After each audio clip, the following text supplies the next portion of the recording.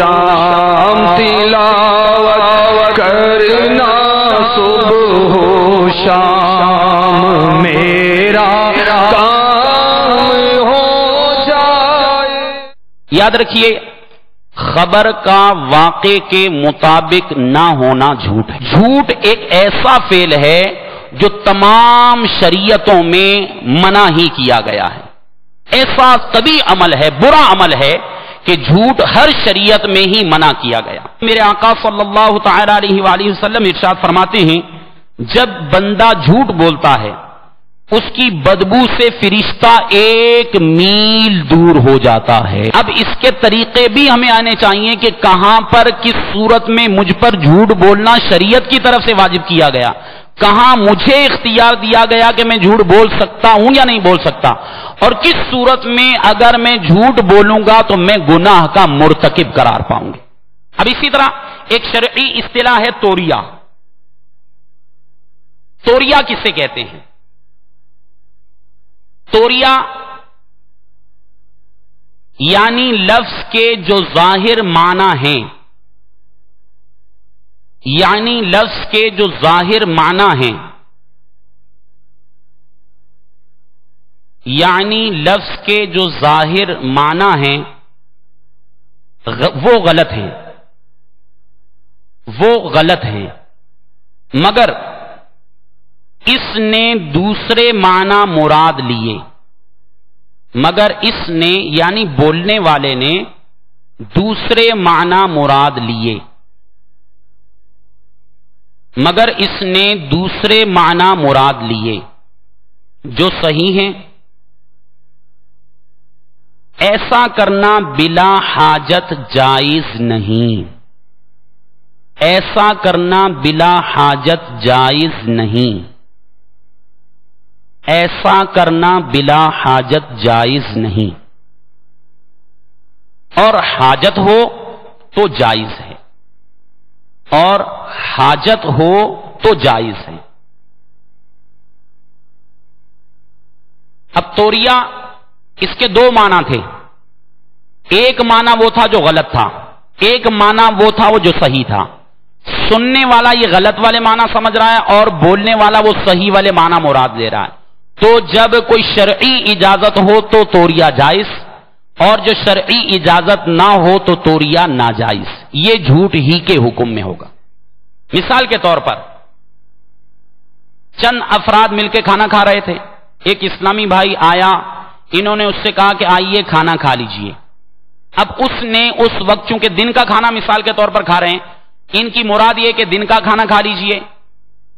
اب آنے والا اس نے در حقیقت کھانا نہیں کھایا تھا، دن کا کھانا نہیں کھایا، اس نے ناشتہ کیا تھا یا کل کا کھانا کھایا تھا.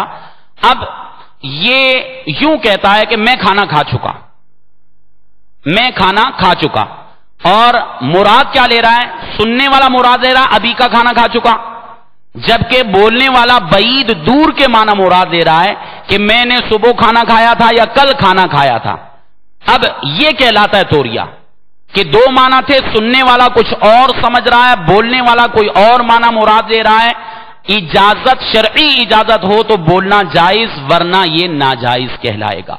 اور توریہ ایک ایسی آفت ہے، یہ جھوٹ کے جو مختلف معاملات بیان کیے گئے، ذہن میں یہ بھی خیال آیا کہ اب شیطان ہمیں عام طور پر ہر مقام پر گناہ میں مبتلا کروانے کی کوشش کرتا رہتا ہے.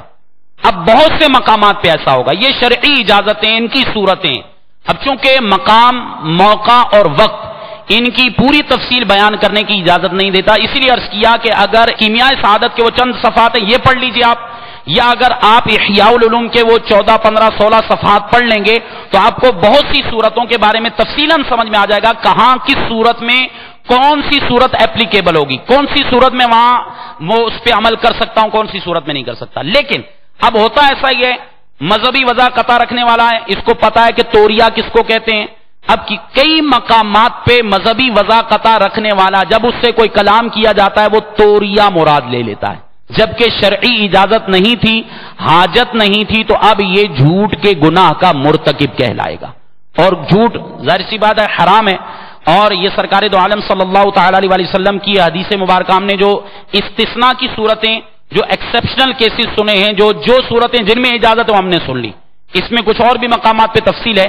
بہرحال اس کے علاوہ جو صورتیں جواز کی نہیں ہیں وہاں پر ہم نے بلا اجازت اس طرح کے توریے کیے تو اب اس صورت میں شرعن گناہ گار ہوں گے، اور چونکہ یہ گناہ بھی ہے اس سے توبہ کرنا بھی واجب ہے، تو لہذا لگے ہاتھوں توبہ بھی کر لیتے ہیں۔ میرے جو اسلامی بھائی یہاں موجود ہیں، مدنی چینل کے ناظرین موجود ہیں، یقیناً ہر شخص اپنی کیفیات سے باخبر ہے میں نے کس کس مقام پر شرعی اجازت کے مطابق غلط بیانی کی تھی، کس کس مقام پر شرعی اجازت نہیں بنتی تھی اور میں نے غلط بیانی کی، توریہ کیا، جھوٹ بولا۔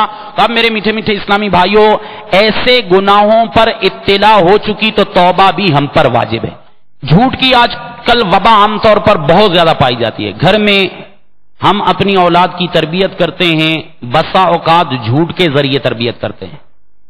اس کے بارے میں شیخ طریقت امیر اہل سنت بانی دعوت اسلامی نے الحمدللہ عز و جل متعدد مواقع پر گاہے بگاہے ہماری اس جانب توجہ بھی مبذول کروائی کہ ہم اولاد کی تربیت کرتے ہوئے جھوٹ کی تربیت کیسے شامل کر دیتے ہیں۔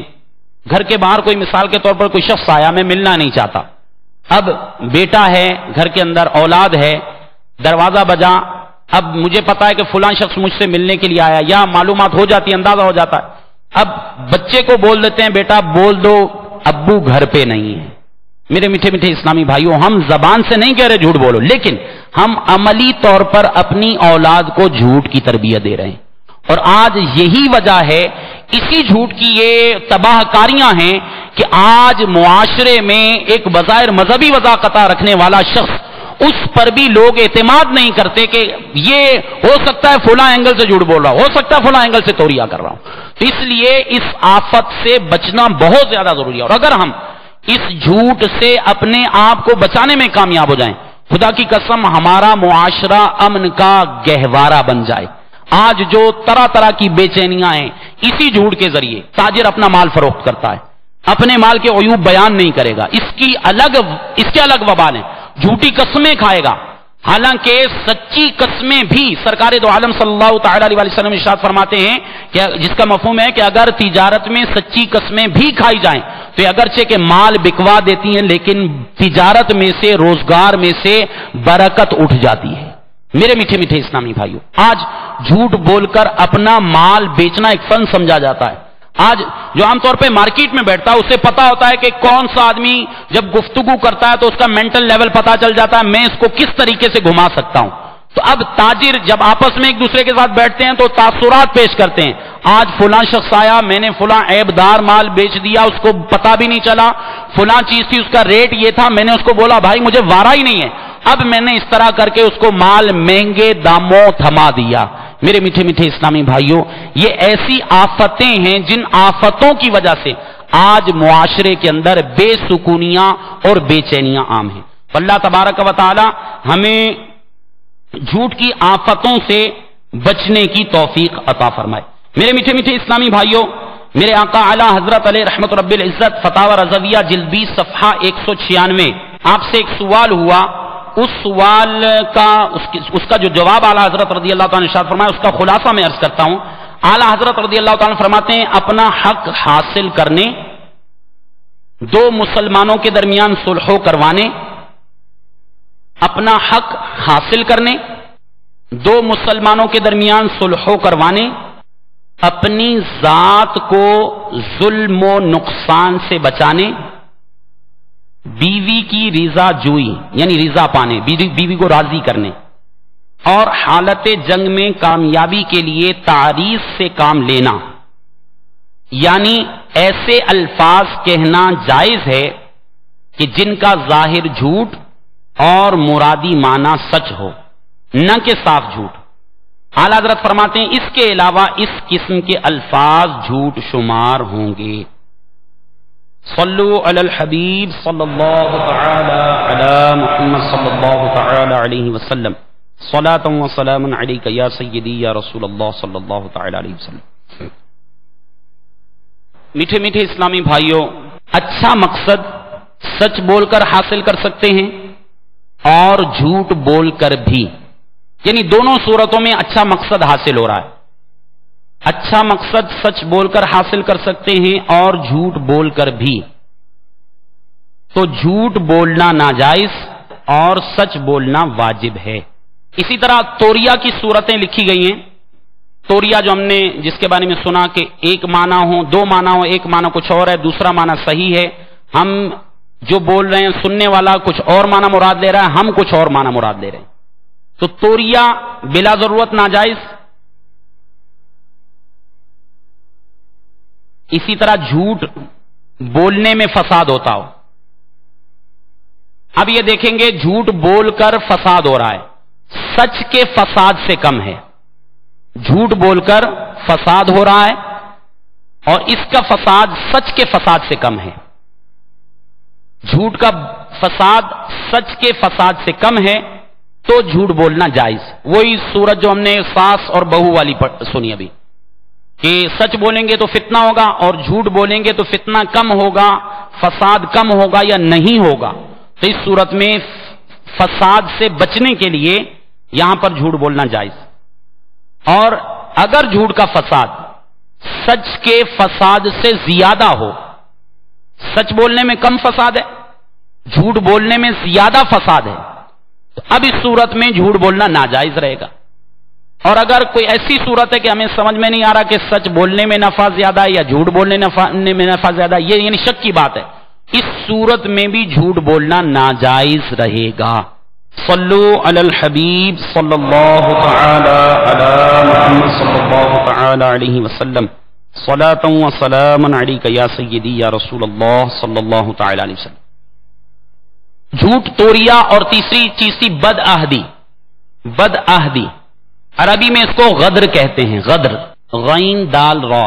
بد عہدی کرنا، خیانت کرنا. عربی لغت میں غدر کے معنی ہے بد عہدی کرنا، خیانت کرنا. اور اس کے اصطلاحی معنی کیا ہے کہ وعدہ کرتے وقت، عہد کرتے وقت اسے پورا کرنے کی نیت نہ ہو. عہد کرتے وقت، وعدہ کرتے وقت اسے پورا کرنے کی نیت نہ ہو تو یہ بد عہدی ہے. عہد کرتے وقت، وعدہ کرتے وقت اسے پورا کرنے کی نیت نہ ہو تو یہ بد عہدی ہے. اب یہ یاد رکھیے وعدے کی چند صورتیں ہوتی ہیں. بعض صورتوں میں وعدہ پورا کرنا جائز ہوگا، بعض صورتوں میں وعدہ پورا کرنا فرض ہوگا، بعض صورتوں میں واجب ہوگا، بعض صورتوں میں ناجائز اور حرام ہوگا.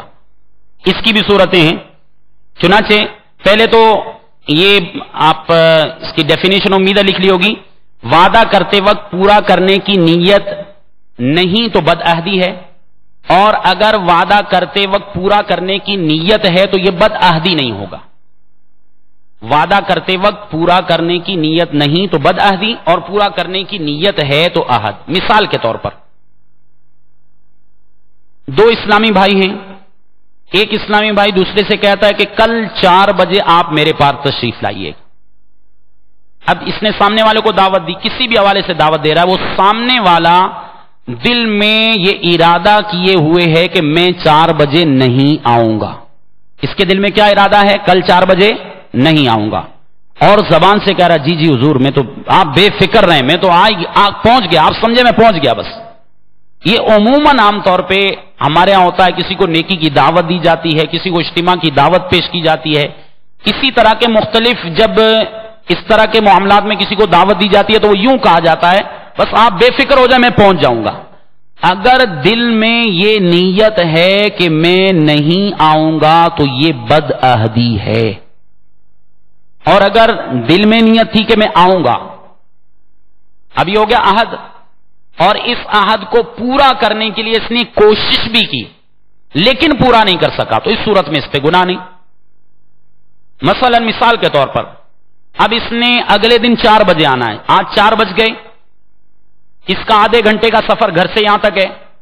اب یہ 3:30 بجے گھر سے نکلا، راستے میں گاڑی پنکچر ہو گئی، ٹریفک جیم ہو گیا، کوئی اور پرابلم ہو گیا جس کی وجہ سے یہ 4 بجے نہیں پہنچ سکا. اپنی طرف سے عزم مصمم تھا اور اس کو پایہ تکمیل تک پہنچانے کے لیے اس نے عملی کوشش بھی اختیار کی، لیکن چونکہ کسی عارضے کے سبب، کسی دشواری کے سبب، کسی امر خارج کی وجہ سے یہ اپنے وعدے کو پورا نہیں کر سکتا، لہذا یہ بد عہدی کا مرتکب نہیں کہلائے گا۔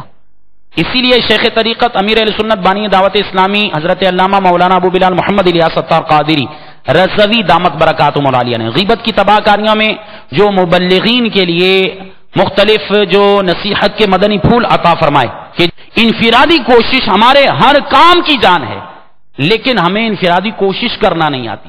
تو اس میں امیر اہل سنت نے وہ 15 مثالیں مختلف ایک ہی مکالمے کے اندر بیان فرمائی، کم و بیش 15 مثالیں کہ کہاں پر مبلغ غلط انداز اختیار کرتا ہے، سامنے والے سے بعض مقامات میں ماضی کے بارے میں، بعض میں مستقبل کے بارے میں وہ غلط بیانیاں کروا دیتا ہے، بد عہدیاں کروا دیتا ہے۔ تو اس کی نشاندہی امیر سنت فرمائی۔ آپ فرماتے ہیں کہ اس طرح کے انداز سے بہتر ہے کہ ترغیبی انداز اختیار کیا جائے۔ آپ اجتماع میں آنے کی کوشش کیجئے گا، اور جس سے ارادہ کروائیں تو وہ یوں کہلوا لیجئے انشاءاللہ عز و جل۔ تو یہ سب سے ایک آسان طریقہ ہے سامنے والے کو بھی گناہوں سے بچانے کا۔ تو ہم نیکی کی دعوت دے کیوں رہے؟ اس لیے دے رہے ہیں کہ وہ نیکی کی دعوت سن کر وہ نیکیوں کا عامل بن جائے، نہ کہ ہم جب نیکی کی دعوت دے رہے ہیں اسی وقت سے اس کا گناہوں کا ارتکاب شروع ہو جائے۔ تو اب امیر اہل سنت فرماتے ہیں انداز ترغیبی ہونا چاہیے۔ کل آپ اجتماع میں آئے تھے، جہاں کسی کی کارکردگی لینی ہے یا مخصوص وہاں چند مستثنیات موجود ہیں، ایکسیپشنل کیسز موجود ہیں، جہاں جہاں اجازت ہے اس کی صورتیں بھی امیر اہل سنت نے ذکر فرمائی۔ لیکن اب جیسے ایک عام نئے اسلامی بھائی پہ انفرادی کوشش کریں، کل اجتماع میں آئے تھے، گزشتہ ہفتے اجتماع میں آئے تھے، مدنی چینل دیکھتے ہیں، گھر والوں کو بھی دکھاتے ہیں، سالانہ اجتماع میں آئے تھے، کتنے اسلامی بھائی کو لے کے آئے تھے۔ تو اس طرح کے انداز سے زیادہ بہتر ہے کہ ہم ترغیبی انداز اختیار کریں۔ اگر دعوت دینی ہو تو آئندہ کے لیے اس کی نیت کروا لیجئے، ہفتہ وار اجتماع کے لیے آئندہ کی نیت کروا لیجئے، 4 اسلامی بھائیوں کو ساتھ لے کر آئیے، 12 اجتماع تک آنے کی کوشش کیجئے، مدنی چینل خود دیکھیے، دوسروں کو بھی اس کی ترغیب دلائیے۔ تو اس طرح حتی الامکان ترغیب کا انداز ہونا چاہیے۔ میرے میٹھے میٹھے اسلامی بھائیوں، بد عہدی یہ ہے کہ میں نے ارادہ کرتے وقت یہ نیت کی کہ میں یہ کام نہیں کروں گا، اور سامنے زبان سے اظہار کر رہا ہوں کہ کام کروں گا، تو یہ قول و فعل کا تضاد ہے۔ ایک ہے میرا قول اور ایک ہے میرے قلب کے اندر نیت، میرے اس قول اور نیت کے اندر تضاد ہے۔ تو جب قول اور نیت میں اس طرح کا تضاد پایا جائے تو یہ بد عہدی کہلاتی ہے۔ اب وعدے کی مختلف صورتیں ہیں جو میرے آقا اعلی حضرت رضی اللہ تعالیٰ نے فتاوی رضویہ کی 24ویں جلد صفحہ 349 پر درج فرمائی۔ اس کا خلاصہ میں عرض کرتا ہوں، جو اعلی حضرت رضی اللہ تعالیٰ کی عبارت ہے اس کے معال، نتیجہ، انجام۔ چنانچہ خلاصہ کچھ یوں ہے کہ کبھی وعدہ پورا کرنا فرض اور کبھی پورا نہ کرنا فرض ہوتا ہے۔ مثال کے طور پر ایک چیز ہے وہ شریعت کی جانب سے فرض ہے، نماز پڑھنا فرض۔ اب ہم کسی کو ترغیب دلا رہے ہیں، مثال کے طور پر کہیں کہ آج آپ ظہر کی نماز پڑھیں گے، وہ کہے گا میں پڑھوں گا، اب یہ وعدہ بھی کر رہا ہے، لیکن در حقیقت یہ رب عز و جل سے کی طرف سے اس کو حکم موجود ہے۔ اب یہ وعدہ کرتا نہ کرتا، اس نماز کا پڑھنا اس پہ فرض تھا، اب یہ وعدہ چونکہ نماز کے ساتھ ملحق ہو گیا، لہذا اس وعدے کا پورا کرنا فرض ہوگا۔ اور بعض صورتیں ایسی ہیں کہ وعدہ پورا نہ کرنا فرض، کرے گا تو گناہگار ہو جائے گا۔ ایک شخص ہے، مثال کے طور پر کسی کو گناہ کے مقام کی دعوت دیتا ہے، کسی کو شراب پینے کے لیے بلاتا ہے کہ کل فلاں مقام پہ آؤ، انجوائے کریں گے۔ اب اسے پتا ہے وہاں شراب نوشی ہوگی، وہاں گناہ کا کام ہوگا جو حرام ہے، ناجائز ہے۔ اب یہ اگرچہ کہ وعدہ کر چکا، لیکن اس کا اس مقام پر جانا اور وہ گناہ کرنا ناجائز ہوگا۔ اب وعدہ کیا تھا اور ناجائز کام کا کیا تھا جس کی شریعت اجازت نہیں دیتی، لہذا اس وعدے کا پورا کرنا حرام اور ناجائز کہلائے گا۔ اسی طرح کبھی وعدہ پورا کرنا مباح ہے، جائز ہے، مستحب ہے۔ مثال کے طور پر کوئی مباح کام تھا، وہی جیسے میں نے مثال عرض کی کہ 4 بجے آنے کا کسی سے وعدہ کیا تھا، اب اس وعدے کا پورا کرنا جبکہ کوئی عذر لاحق نہ ہو تو یہ ہم پر لازم ہوگا۔ کوئی عذر لاحق ہو گیا تو اس صورت میں اس وعدے سے رخصت ہے۔ میرے میٹھے میٹھے اسلامی بھائیوں، چونکہ یہ جو اخلاقی بیماریاں ہیں، جھوٹ، حسد، تکبر، وعدہ خلافی، ریاکاری، خود پسندی، عجب، اس طرح کے جو امراض ہیں، ان امراض میں سے بعض امراض تو باطنی ہیں، ان کے لیے علامات کی ضرورت ہے۔ حسد ہم کیسے پہچانیں گے؟ ہمارے اندر حسد موجود ہے یا نہیں. تو اس کی مختلف علامات ہیں، ان علامات کے ذریعے حسد کی پہچان ہوگی.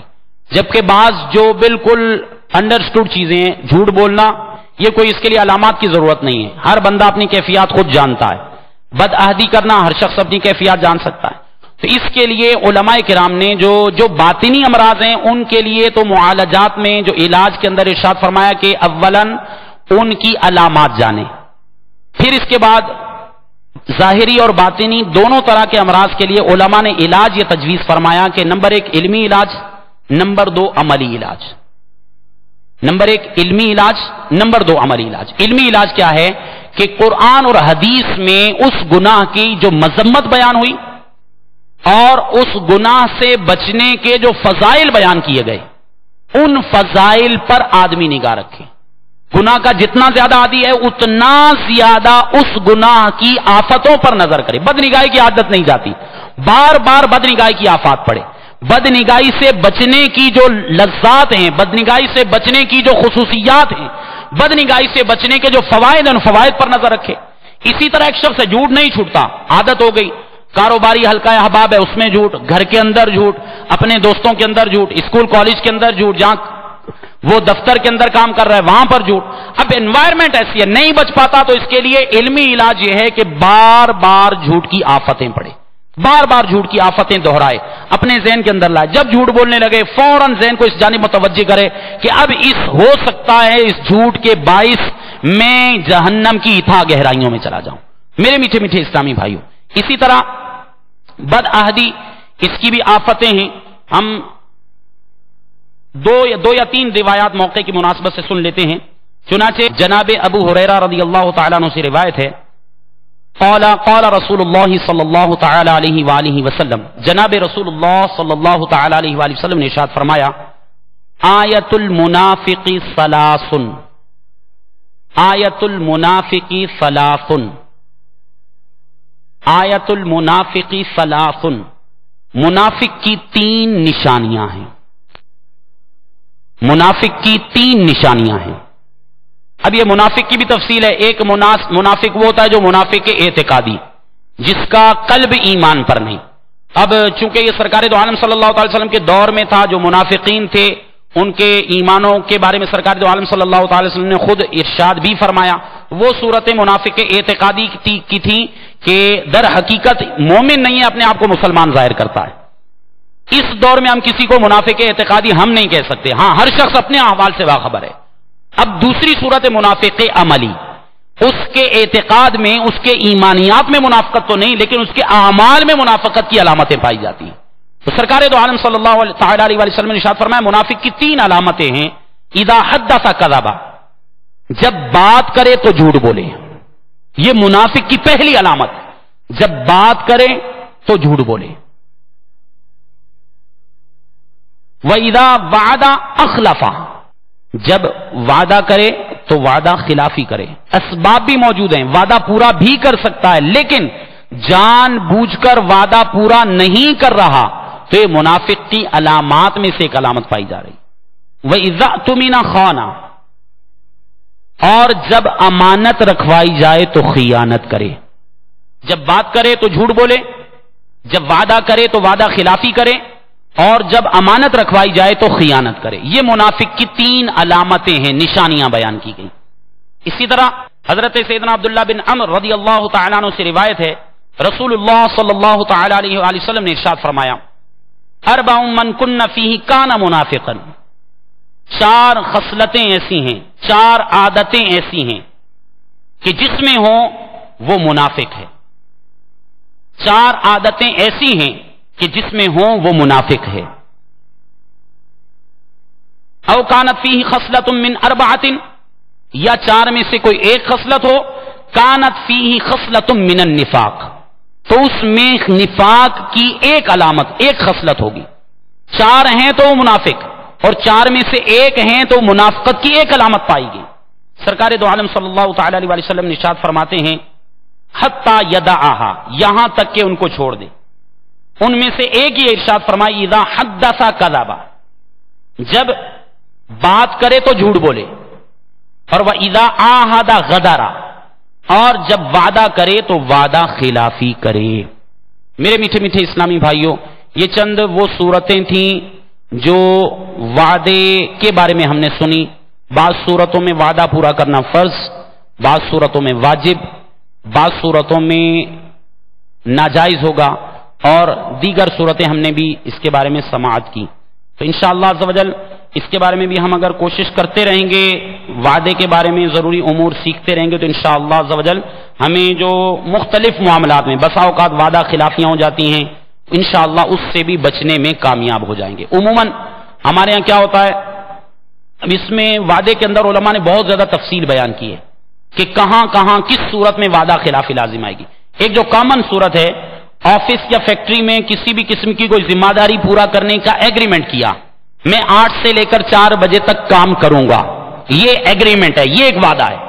اب اگر 8 سے 4 تک نہیں کرتا، 4 بجے 8 بجے کی بجائے 8:30 بجے گیا، 4 بجے کی بجائے 3:30 بجے واپس آ گیا، تو بھی یہ وعدہ خلافی کا مرتکب۔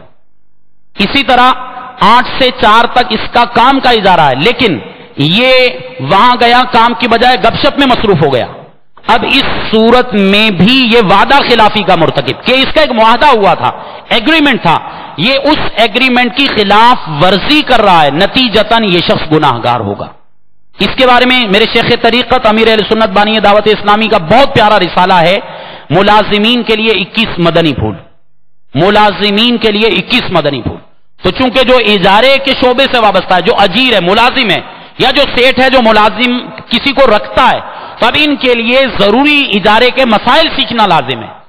اب تک اگر نہیں سیکھے تو سیکھنے، انشاءاللہ فرائض علوم کورس میں یہ بھی سیکھنے کو ملیں گے، لیکن جو ابھی اجیر ہے وہ کیا کرے، وہ امیر اہل سنت کا یہ رسالہ پڑھ لے، انتہائی آسان فہم ہے، آپ کوشش کریں گے تو انشاءاللہ آپ کو سمجھ میں آ جائے گا، نہیں سمجھ میں آتی آپ صاحب علم اسلامی بھائیوں سے رجوع کیجئے، انشاءاللہ عز و جل اجارے کے دوران پائی جانے والی کئی شرعی غلطیوں سے ہم انشاءاللہ عز و جل بچنے میں کامیاب ہو جائیں گے۔ اللہ تبارک و تعالی ہمیں وعدہ خلافی سے بھی بچنے کی توفیق عطا فرمائے اور اس کی آفتوں سے محفوظ رہنے کی توفیق عطا فرمائے۔ صلو علی الحبیب صلی اللہ تعالی علی محمد صلی اللہ تعالی علیہ وسلم۔ بعض جگہوں پر لنگر تقسیم کیا جاتا ہے، عوام کے زیادہ آنے پر منتظمین آواز لگا دیتے ہیں کہ کھانا ختم ہو گیا ہے، جبکہ ایسا نہیں ہوتا، کھانا موجود ہوتا ہے، تو ان کا یہ ایسا کہنا کیسا ہے؟ اب جبکہ وہ کھانا تھا ہی دعوت کا، لوگوں کے لیے تھا، اور اس صورت میں چونکہ جن لوگوں کو بلایا گیا ان کو واپس بھیجنا مقصود ہے، اور یہ جملہ بھی ایسا کہنا ہے کھانا ختم ہو گیا، یہ سری جھوٹ ہے۔ اب اس صورت میں اس جملے کی اجازت نہیں ہوگی۔ السلام علیکم۔ وعلیکم السلام۔ میرا سوال یہ ہے کہ ہم کہیں پہ کھانا کھانے جاتے ہیں یا گھر پہ کھانا کھاتے ہیں تو ہمیں کھانا پسند نہیں آتا، لیکن ہم یہ کہتے ہیں کہ کھانا اچھا بنا ہے، تو یہ کیا جائز ہے یا نہیں؟ اس میں بھی یہی حکم ہوگا، ظاہر سی بات ہے کہ جب کھانا اچھا نہیں بنا اور اس طرح کا جملہ کہیں گے بلا ضرورت کہ کھانا اچھا بنا ہے، واقع کے خلاف ہے، بلا ضرورت اس کی اجازت نہیں ہے۔ اعلیٰ حضرت نے فرمایا کہ جہاں پہلودار بات وہاں کر سکتا ہے جب اس کے بغیر چارہ نہ، اور وہ صورتیں جواز کی ہم نے پڑھی، تو اس کے علاوہ اس طرح کی بات نہیں کر سکتا۔ السلام علیکم۔ وعلیکم السلام ورحمۃ اللہ وبرکاتہ۔ حضور ارشاد فرما دیجیے کہ اپنا مال بچانے کے لیے جھوٹ بولنا جائز ہے؟ اپنا مال بچانے کے لیے اس میں صحیح جزیہ موجود ہے، میرے آقا اعلیٰ حضرت رضی اللہ تعالیٰ نے فتاوی رضویہ کی 24ویں جلد میں اسی مقام پر جو میں نے آپ کو مسائل عرض کیے، اعلیٰ حضرت رضی اللہ تعالیٰ نے یہ ارشاد فرمایا کہ اگر کسی کی امانت ہے اور کوئی شخص غصب کرنے کے لیے آیا، یا اپنا مال ہے جیسے اور غصب کرنے کے لیے آیا، تو اب اس میں اپنے مال کو بچانے کی نیت سے یہ اس طرح کا جملہ استعمال کر سکتا ہے جس کی وجہ سے اس کا مال بچ جائے۔ اللہ تبارک و تعالی ہمیں ضروری مسائل کو سیکھنے، ان پر عمل کرنے کی توفیق عطا فرمائے، آمین بجاہ النبی الامین صلی اللہ تعالی علیہ وسلم۔ یہی ہے آرزو تعلیم قرآن ہو جائے، تلاوت کرنا صبح و شام۔